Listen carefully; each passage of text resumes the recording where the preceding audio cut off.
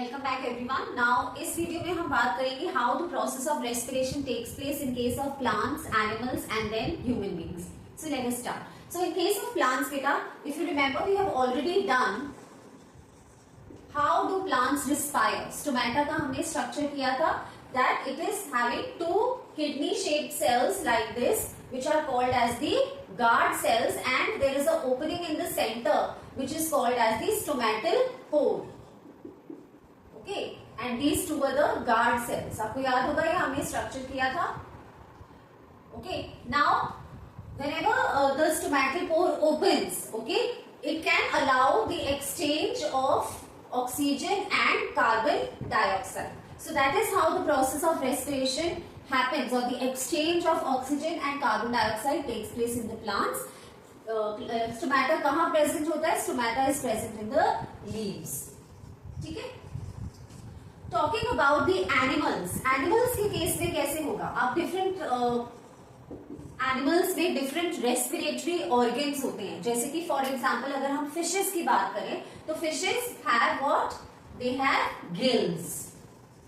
Okay, now with the help of gills what they do is they are able to extract the oxygen which is dissolved in the water.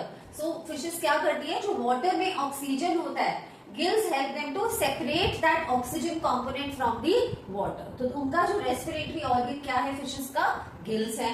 Similarly अगर हम बात करें earthworm की, earthworm respires with the help of its moist skin. So जो skin surface है earthworm का, so that like this is the structure of the earthworm. तो उसका जो skin होता है वो बहुत moist होता है. So this moist skin of earthworm helps it to respire. ठीक है. और अगर हम बात करें insects की, तो insects की body में बेटा throughout the body of the insects tiny holes are present. These tiny holes are called as spiracles. What are spiracles? They are tiny holes alongside the body of the insect through which what happens? Exchange of gases. ठीक है, आपको ये पूरा detail में structure नहीं पढ़ना है कि स्पाइरकल्स कैसे दिखते हैं and all that. Only the names will be asked in the exam. So exchange of gases in case of insects happens कैसे? Through tiny holes जो उनकी बॉडी में continuously run कर रहे हैं, and these tiny holes are called as spiracles. Frogs की बात कर लेते हैं. फ्रॉग हमें पता है कैसा एनिमल है? Amphibian. That means it lives both on land as well as water. तो जब भी फ्रॉग वाटर में होगा then it will breathe through its moist skin. ठीक है. और अगर फ्रॉग लैंड पे है जब, then it has what to breathe? It has lungs as the respiratory organs to breathe. ठीक है. सो प्लांट्स का they respire और exchange gases with the help of stomata. Animals में different animals में different respiratory organs है, जैसे कि fishes में gills है, earthworm में moist skin है, insects like grasshopper उनमें spiracles है, frog में lungs है while it respires on land, और water में through its moist skin. ठीक है. अब हमें बात करना है in detail about the human respiratory system. उससे पहले मैं आपको एक बहुत इंपॉर्टेंट कॉन्सेप्ट बताना चाहती हूँ. हम दोबारा से एक बारी रेस्पिरेशन की इक्वेशन को लिखते हैं. आपको याद होगा हमने पढ़ा था that respiration is what? It is the breakdown of food to release energy. So food यानी कि glucose C6H12O6 breaks down in the presence of oxygen to release carbon dioxide, water and what? Energy. अब अगर आप इस equation को बेटा ध्यान से देखो, ये किसकी इक्वेशन है? This is the equation for respiration. अब अगर आप सिर्फ इतना पार्ट ध्यान से देखें, where in oxygen is taken in and carbon dioxide is given out. Oxygen is taken in and carbon dioxide is given out. Which is this process? This process is nothing but breathing. तो आप कह सकते हैं that breathing is a part of a bigger process that is respiration. ठीक है. Respiration पूरा एक chemical process है. आप देख रहे हैं ऑक्सीजन के साथ कंबाइन हो रहा है, ऑक्सीडेशन ऑफ फूड हो रहा है यहाँ पर टू रिलीज एनर्जी. एक केमिकल प्रोसेस है.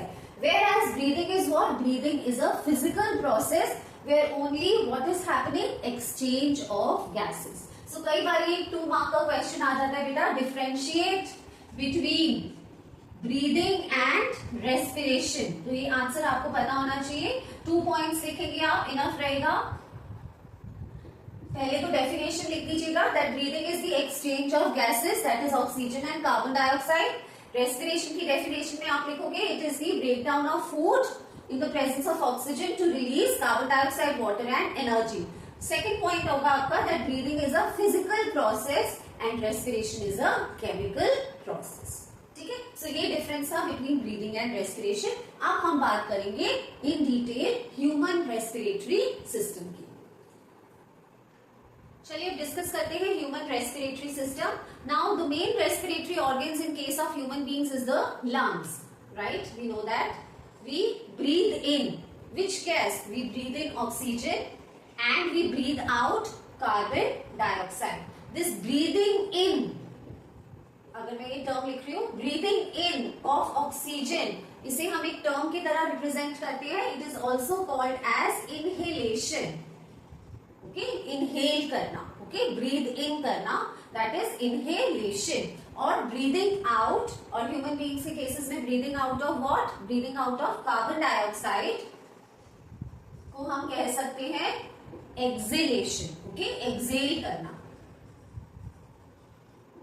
Okay, 1 minute में human beings कितनी बार inhale and exhale करते हैं?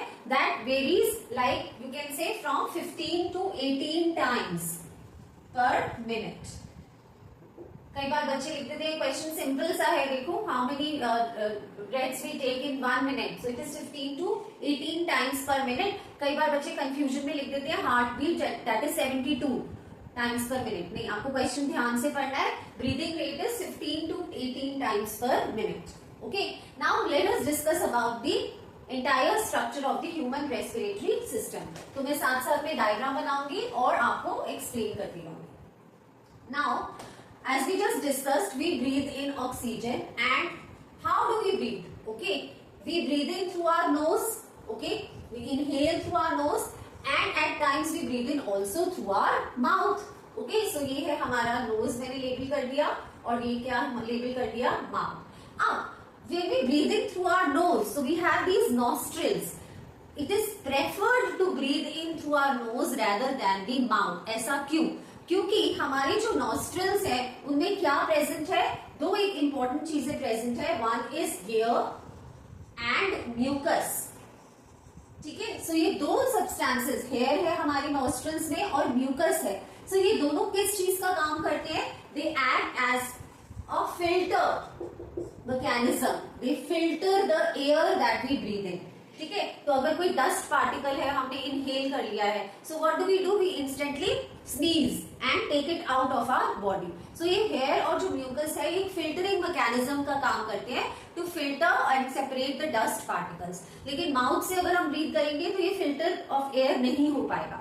सो it is prefer to breathe in through our nose rather than the mouth. ठीक है, अच्छा, अब ब्रीथ कर लिया, उसके बाद the air that we breathe in from the nose and from the mouth meets at a common passage. तो एक ही common passage है यहाँ पर जहाँ meet करती है air from the nose and the mouth, and that common passage is called as pharynx. Okay, the common passage is called as the pharynx. Okay, what आप कैसे बताओगे? It's the common passage of air coming from the nose and the mouth. Just above the pharynx एक flap like structure होता है. Flap जो open and close हो सकता है. ठीक है, एक फ्लैप लाइक स्ट्रक्चर होता है यहाँ पर जिसे कहा जाता है लैरिंक्स. और लैरिंक्स का ऑल्टरनेट नेम क्या है? Voice box. यस, नेम से ही पता चल रहा है वॉइस बॉक्स. दैट मीन्स इसका फंक्शन क्या है? To produce sound. आपको पता है, आपने पढ़ा है 8th क्लास में साउंड कैसे प्रोड्यूस होती है? Sound is produced by vibrations. ठीक है, सो जब हम इनहेल करते हैं, हम ब्रीद इन करते हैं, ओके, या बात करने के लिए माउथ ओपन करते हैं, तो एयर जब इस पे स्ट्राइक करती है, एक फ्लैट लाइक स्ट्रक्चर, तो एक मेम्ब्रेन की तरह एक्ट करता है. सो जो एयर पार्टिकल्स है इस पे स्ट्राइक करते हैं और वाइब्रेशंस क्रिएट होती है. As a result sound is produced. ठीक है, अब फैरिंग्स के बाद अब एक देख लो, ये एक पाइप लाइक स्ट्रक्चर मैंने बनाया है.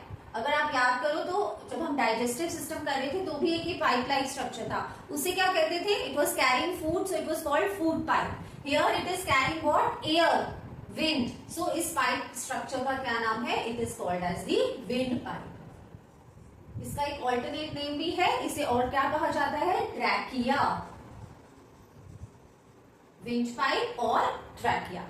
अब ये जो विंड पाइप और ट्रैकिया है, इसका जो ये पूरा ट्यूब है, इट इज लाइंड विद, ध्यान से देखिए मैं ड्रॉ कर रही हूँ, सी शेप्ड कार्टिलेज। लेटर सी, ये सी में ड्रॉ कर रही हूँ मैं, ऐसे सी ड्रॉ करती जा रही हूँ, ठीक है।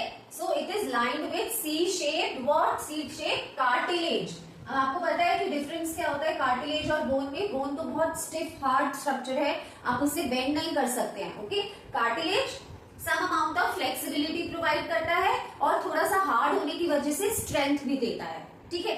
सो ये विंड पाइप और ट्रैकिया क्या है? थोड़ा फ्लेक्सिबल भी है और स्ट्रेंथेंड भी है due to the presence of this cartilage. Reason क्या है, क्यों जरूरी है कार्टिलेज का होना? ताकि when the air is not passing through the wind pipe, ताकि विंड पाइप कोलैप्स ना हो जाए, ठीक है। So it needs a supporting structure, it needs some support in the absence of air, okay. तो जब हम ब्रीथ नहीं कर रहे हैं, अपनी ब्रीदिंग को स्टॉप करते हैं थोड़ी देर के लिए, तो विंड पाइप में कोई एयर नहीं है उस टाइम पे, तो ये जो विंड पाइप है वो क्या हो सकती है? कोलैप्स हो सकती है। तो उसको सपोर्ट देने के लिए और स्ट्रेंथ देने के लिए it is lined with the C shaped cartilage, ठीक है। अब ये जो ट्रैकिया है और विंड पाइप है, आगे जाके डिवाइड हो जाता है into two branches like this, one towards the right side and one towards the left side, and it leads into what? It leads into the two lungs, the right lung and the left lung. अभी right और left का क्या label और confusion है? ये right है या ये राइट है? आप हमेशा ध्यान रखेंगे that right and left is labelled like this. जैसे मैं यहाँ खड़ी हूँ ऐसे, तो दिस इज माई राइट, तो ये वाला जो मैं लेबल करूंगी that will be my right lung, ठीक है। तो राइट एंड लेफ्ट हमेशा ऐसे लेबल किया जाता है, और मैं ऐसे खड़ी हूं तो this is the left one, right. So this is my left lung, okay. So this trachea और द विंड पाइप डिवाइड कर जाता है दो ब्रांचेस में, which are leading into the right and the left branch, left lung, sorry. So अब ये जो C shape cartilage still continue हो रहा है, ठीक है। यहाँ पे भी ये जो दो ब्रांचेस हैं, अब इन्हें ट्रैकिया नहीं कहेंगे, ये जो दो ब्रांचेस ने जिनमें डिवाइड किया है, तो इनको कहा जाता है ब्रोंकस। सिंगुलर है ब्रोंकस, प्लूरल है ब्रोंकाई, ठीक है। सो ये दो जो ब्रांचेस में डिवाइड किया विंड पाइप ने या ट्रैकिया ने, इन दो ब्रांचेस को कहा जाता है ब्रोंकस। ये वापस फर्दर डिवाइड होती है लाइक दिस, इस साइड पे भी और इस साइड पे भी। इन फर्दर ब्रांचेस को कहा जाता है ब्रोंकियोल्स। मैं दोबारा से बता देती हूँ, we breathe in through our nose and mouth, फिर जो एयर है कॉमन पैसेज पे मिलती है दैट इज फेरिंग्स, पास होती है एक ट्यूब लाइक स्ट्रक्चर जिसे विंड पाइप और ट्रैकिया भी कहा जाता है। This wind pipe divides into two branches called bronchus. Bronchus further divides into branches called as bronchioles, ठीक है। अब दीज ब्रोंकियोल्स, अब ध्यान से सुनिएगा, these bronchioles how do they end? They end up like this into some swollen sac like structures। ये देखिए मैं जो ड्रॉ कर रही हूँ, तो ये एंड कैसे होते हैं? swollen sac like structure, मैं लिख देती हूँ यहाँ पर, these swollen sac like structures are called alveoli। इन्हें कहा जाता है alveoli, और ये बहुत ही इंपॉर्टेंट स्ट्रक्चर है। कैसे, वो हम अभी डिस्कस करेंगे, ठीक है। So they end up in sac-like structures called as alveoli, ठीक है। ये कार्टिलेज आप थ्रू आउट बना सकते हैं इसमें यहां तक, ठीक है, ताकि ये उसे सपोर्ट देने के लिए है। अब क्या होगा जब हम ब्रीथ इन करेंगे? अब एक ब्रीदिंग मैकेनिज्म का जो पूरा रूट है वो डिस्कस कर लेते हैं, ओके। तो हमने ब्रीदिंग किया ऑक्सीजन गैस, तो ये ऑक्सीजन गैस ट्रैवल हुई नोज से, विंड पाइप में आई, ब्रोंकस में आई, ब्रोंकियोल्स में आई, और फाइनली कहाँ आ गई? एल्वियोलाई में आ गई। अब ये कहाँ जाएगी? लंग्स में रहेगी? Not possible. ऑक्सीजन हर एक पार्ट ऑफ द बॉडी, हर एक सेल की रिक्वायरमेंट है, ओके, ताकि क्या हो पाए? प्रोसेस ऑफ रेस्पिरेशन माइटोकॉन्ड्रिया में हो पाए, साइटोप्लाज्म और माइटोकॉन्ड्रिया में हमने भी पढ़ा था, टू रिलीज एनर्जी। सो अब क्या होगा? जितना भी ऑक्सीजन अब यहाँ पर आ चुका है इन द एल्वियोलाई, अब क्या होगा, अब स्टार्ट होगा the process of exchange of gases. कैसे? अब आपको बताइए लंग्स है and this is what, this surrounding medium is what, this is all blood. अब ये जो एल्वियोलाई है, एल्वियोलाई की जो मेम्ब्रेन होती है, मेम्ब्रेन मतलब जो आउटर कवरिंग होती है एल्वियोलाई की, ये जैसे एल्वियोलाई है, सो ये जो एल्वियोलाई की आउटर कवरिंग होती है it is only one cell thick, ठीक है, सिर्फ एक थिन लाइनिंग होती है, वेरी थिन लाइनिंग। क्यों? ताकि exchange of gases easily possible हो। अगर ये लाइनिंग थिक होगी, मोटी होगी, तो जो ऑक्सीजन है यहाँ एल्वियोलाई में उसको पास होने में यहाँ से प्रॉब्लम होगा। तो जो ये लाइनिंग है एल्वियोलाई की वो बहुत थिन होती है ताकि इजीली एक्सचेंज ऑफ गैसेस, कहां से कहां, जो ऑक्सीजन है एल्वियोलाई में वो कहां चला जाएगा, into the blood, and blood में जितना भी कार्बन डाइऑक्साइड है वो आ जाएगा कहां, इनटू दी एल्वियोलाई। सो ये है और alveoli for example, so alveoli से ऑक्सीजन कहां जाएगा, इनटू द ब्लड, और ब्लड में जितना भी कार्बन डाइऑक्साइड है वो आ जाएगा इनटू दी एल्वियोलाई। तो आप देख लो यहाँ पे क्या हो रहा है, एक्सचेंज ऑफ गैसेस, ठीक है। सो ये क्वेश्चन एमसीक्यू के लिए वेरी इंपॉर्टेंट है, विच ऑर्गन में एक्सचेंज ऑफ गैसेस होता है। सो द आंसर लंग्स नहीं लिखोगे आप लिखोगे स्पेसिफिकली एल्वियोलाई, ठीक है। और एक्सचेंज ऑफ गैसेस के लिए एल्वियोलाई का जो स्ट्रक्चर है वो कैसे प्रिपेयर्ड रहता है, अपने आप को कैसे प्रिपेयर करता है कि एफिशिएंट एक्सचेंज ऑफ गैसेस हो पाए। ये क्वेश्चन भी बहुत बार आया है, describe the structure of alveoli which helps it in efficient exchange of gases. तो क्वेश्चन में ही बता दिया कि एल्वियोलाई एक्सचेंज ऑफ गैसेस कर रहा है, बट उसके स्ट्रक्चर में वो क्या मॉडिफिकेशन लाता है। सो दो पॉइंट्स है यहाँ पे, number one that it has a very thin membrane for easy exchange of gases. Second, that it is surrounded richly, not just surrounding, richly surrounded by blood vessels. Okay, it is richly surrounded by blood vessels ताकि easy exchange of gases हो पाए। Blood में जितना carbon dioxide है वो alveoli में आ जाए और ये वाला सारा वापस उस तरफ अक्रॉस द मेम्ब्रेन वहां चला जाए, ठीक है। सो ना ही सिर्फ एल्वियोलाई की मेम्ब्रेन थिन होती है, लंग्स की भी मेम्ब्रेन थिन होती है क्योंकि उसको वहां से क्रॉस करना होता है। अब आप देखिए, once the oxygen goes into the blood, फिर क्या होता है, एक इंपॉर्टेंट बहुत इंटरेस्टिंग प्रोसेस शुरू होने वाला है यहाँ पर। तो जितना भी, यहाँ ध्यान से देखोगे बेटा, जितना भी ऑक्सीजन था फ्रॉम द लंग्स, लंग्स में भी स्पेसिफिकली कहाँ की बात कर रही हूं मैं, एल्वियोलाई, कहाँ चला गया, now it has gone into the blood, है ना। अब ये जो ब्लड था ये कैसा बन गया, आफ्टर कंबाइनिंग विद ऑक्सीजन, इस ब्लड को हम कहेंगे oxygenated blood. So what is oxygenated blood, blood combined with oxygen is called oxygenated blood. So जो लंग्स एल्वियोलाई में ऑक्सीजन कहाँ क्रॉस होके कहाँ चला गया, into the blood, and this blood will carry this oxygen to various organs, parts, cells of our body. And ये जो blood होगा containing oxygen, इस blood को हम क्या कहेंगे, oxygenated blood, या फिर आप pure blood भी कह सकते हैं। And that is how it will travel through entire body parts, ठीक है। और blood में जितना भी कार्बन डाइऑक्साइड था, अब आप कहोगे कि ब्लड में कार्बन डाइऑक्साइड आया कहां से। सो अगर आप बात ध्यान से सुनो तो ब्लड में ऑक्सीजन है, ऑक्सीजन कहां तक गया, each and every cell of the body गया। सेल में क्या हुआ, ये सेल है सपोज, सेल के अंदर कौन सा एक ऑर्गन है, माइटोकॉन्ड्रिया, माइटोकॉन्ड्रिया तक ये ऑक्सीजन पहुंच गया, ठीक है, ब्लड के थ्रू।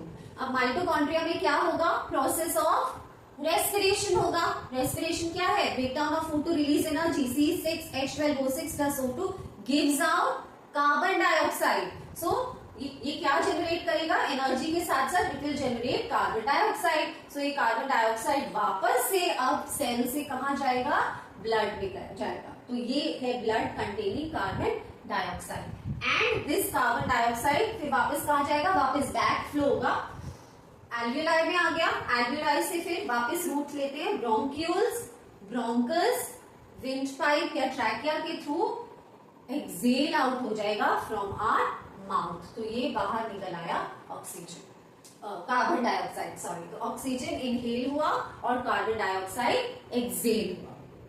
ठीक है, सो ये है पूरा process of respiration in human beings. एक और चीज मैं आपको इसमें एडिशनल बताना चाहूंगी कि अब आपका क्वेश्चन ये भी हो सकता है, अगर आप सोचो दैट ब्लड के किस कंपोनेंट के साथ ऑक्सीजन अटैच हुआ, क्योंकि ब्लड में तो आरबीसी होता है, रेड ब्लड सेल्स होते हैं, डब्ल्यूबीसी भी होता है, प्लेटलेट्स भी होता है, तो कौन से कंपोनेंट के साथ ये ऑक्सीजन अटैच होता है? तो oxygen attaches with the RBC component of the blood. और स्पेसिफिकली बात करूं तो आरबीसी में क्या प्रेजेंट होता है? It gives it a red colour, haemoglobin. RBC में क्या होता है बेटा? हीमोग्लोबिन। ठीक है, तो ये जो ऑक्सीजन है किसके साथ कंबाइन करता है? It combines with the haemoglobin component of RBC.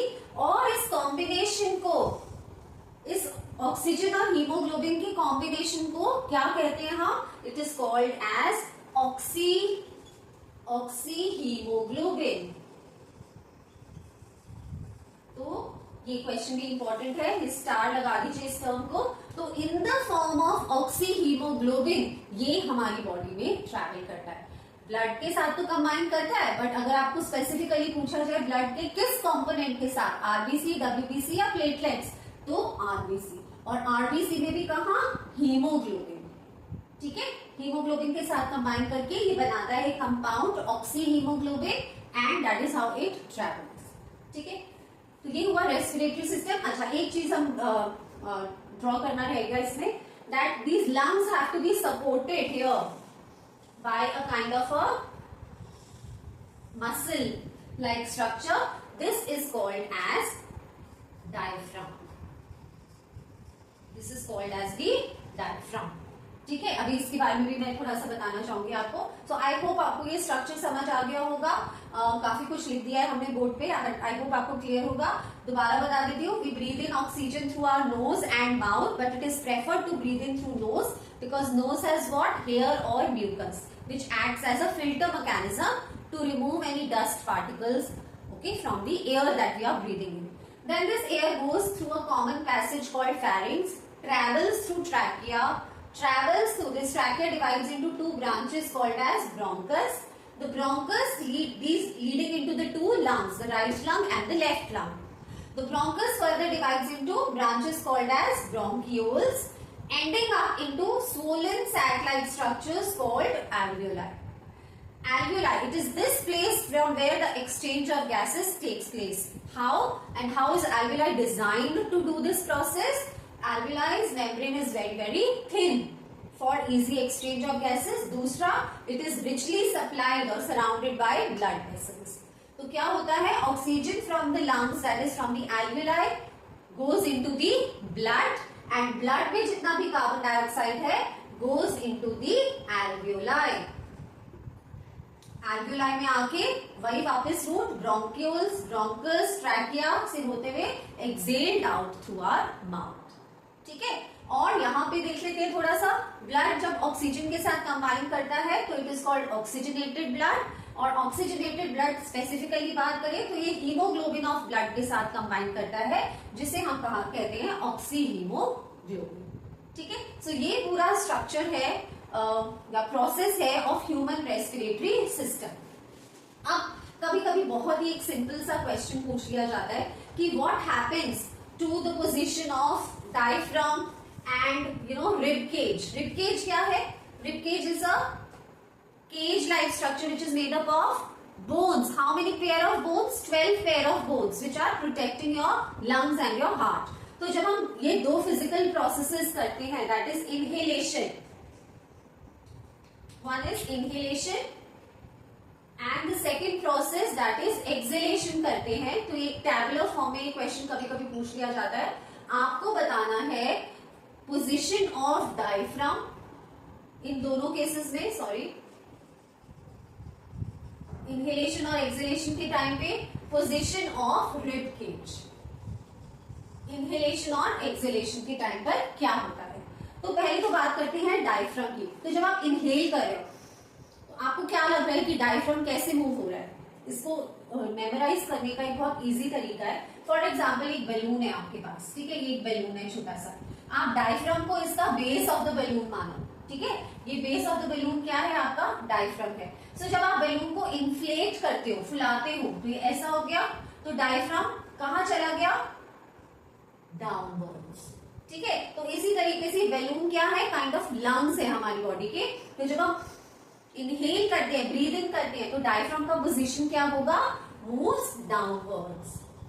ये क्वेश्चन आ जाता है कई बार एग्जाम में ऐसा ही टैबुलर फॉर्म में, ठीक है, ओके। अब एक्सेल करेंगे तो क्या होगा, वापस से इस पोजीशन में आ गया ये, तो डायफ्राम मूव्स अपवर्ड्स, तो डायफ्राम का पोजीशन हो गया अपवर्ड्स। रिबकेज की जहां तक हम बात करें, तो जब हम ब्रीथ इन कर रहे हैं तो रिबकेज क्या होगा, moves outwards,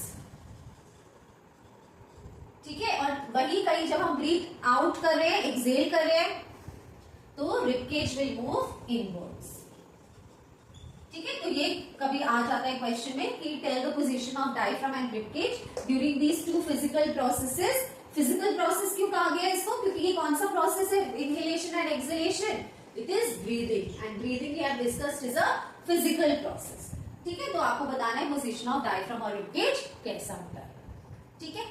So Beta, this was all about the human respiratory system.